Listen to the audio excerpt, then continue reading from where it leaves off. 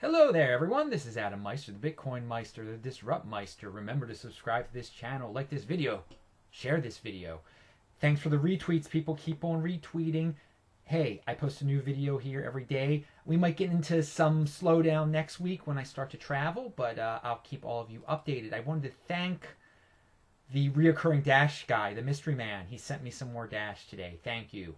Let's jump right into it with the some Winklevoss information. Diego, the great commenter on these videos, Diego, brings up all sorts of awesome things and reminds me, and I had forgotten, but thanks to him I remembered, that the Winklevoss Bitcoin Trust wanted to be the first Bitcoin ETF on a major stock exchange. And the SEC was supposed to hand down a decision by October the 12th.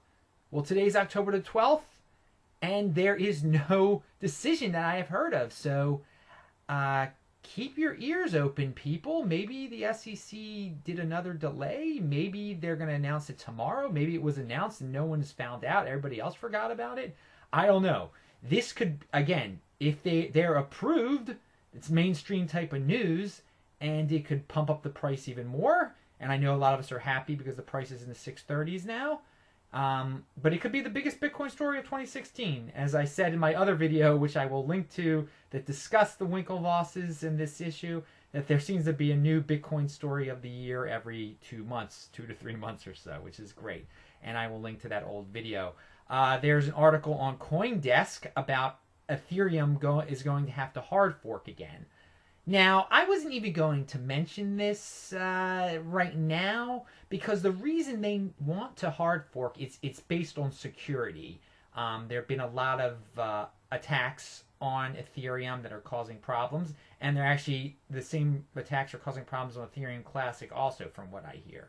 So this would be a security-based fork, which you would think every person, every entity would be behind. But I came up with a possible scenario that I know you're only going to hear about here. I'm originating this scenario. So if you hear about it anywhere else, either someone thinks exactly like I do or they're copying me. Anyway, let's just say there is a hard fork, and the new Ethereum, which is the corrected Ethereum, goes in one direction, and then you still have the old chain, the old part of the fork, if you want to say, that stays in the old direction that is getting attacked. Well, someone might continue that old version, and it just so that they can speculate. So because remember, when these forks happen, and correct me if I'm wrong, you get a version of both of them. So if we learned one thing from Ethereum Classic, there are a lot of speculators, investors out there who just want to get free coins and then throw them onto the market. And if an exchange allows it onto the market, then bam, you've got trading. You've got all sorts of things going on. So we could call this Ethereum Speculator. And the person who starts running Ethereum Speculator, they can even straight up say that, hey, we're gonna try to run this the old way, and we're going to try to figure out a non-fork solution, which the other people could not figure out. And that will be something that kind of endears them to people, to make them seem legitimate. And they can also straight up admit, like, hey, we're going to play around with this for a while. If we keep on getting attacked, then we're going to hard fork, okay? But we're admitting it. So get in on this now, and we might have another hard fork to a real corrected version. And so we'll end up with an Ethereum 3. I hope everybody understood what I just said. I know I wasn't that clear on it. But again, what we have to remember is that there are a lot of people who don't care about technical anything or security. They just want to flip coins.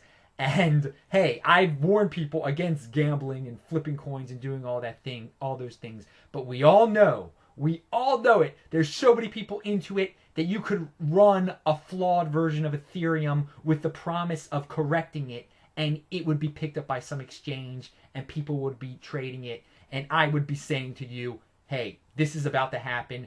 Get it right now, and it's 2 cents. It'll go up to $1, and just get rid of it right away. Because that would be the basis of this Ethereum. And I know that seems horrible to most of the technical people out there. But again, the technical people do not it's not a fair world out there. The non-technical speculators can have their say also. So we'll see what happens. We will see what happens. But in the articles that do mention this fork, there are consequences. It might not be 100%. So keep that in mind. Okay, Ethereum Classic on the 17th, Coinbase and GDAX apparently will be giving people the Ethereum Classic that they owe them from having Ethereum on it before the previous fork. And the most important thing about Ethereum Classic that I should have said first, right, everyone, was that it got down to $1 today, as I predicted.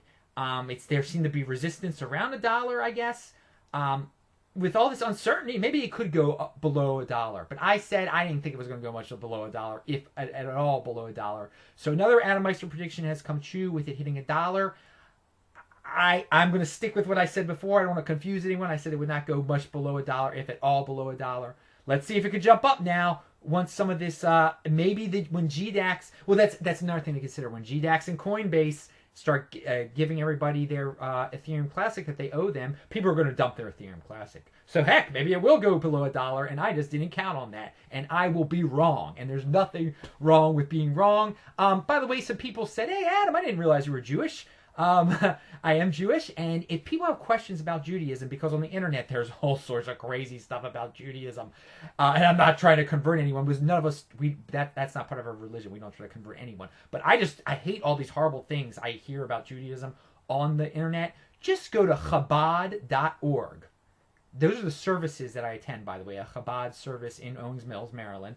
But go to Chabad.org, Chabad.org, if you want to learn about real Judaism. That's a real site that talks about Jews. So you don't hear all this crazy conspiracy, insanity, take over the world. Oh my God, it's horrible stuff that people say about Jews. We're the the most rumors of any religion is the Jews. That's the craziest things you hear about us out there. Anyway, go to the Chabad.org site if you want to clear up what Judaism really is. I'm Adam Meister, the Bitcoin Meister. I'll talk to you later.